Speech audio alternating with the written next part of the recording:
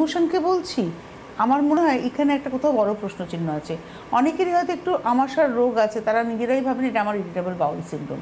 তো এই irritable bowel syndrome বা আইবিএস আমি কাকে বলবো? দেখুন, আইবিএস হচ্ছে আমাদের একটা ডাইজেস্টিভ সমস্যা।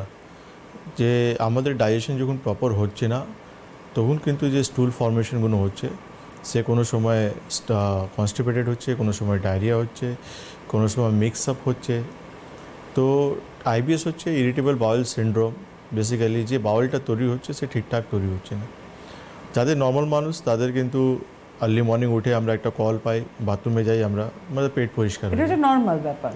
নর্মাল মানুষের এটা রাত্রিবেলা খাওয়া দাওয়া করে শুলাম, সকালে উঠে একটা নির্দিষ্ট প্রসেসে বর্জ্যটা পেট পরিষ্কার হয়ে যাবে। কিন্তু আইবিএস পেশেন্টের এমন হবে, সে সারাদিনে 3-4 বারও যেতে পারে, 5-6 বারও যেতে পারে, 10 বারও যেতে পারে।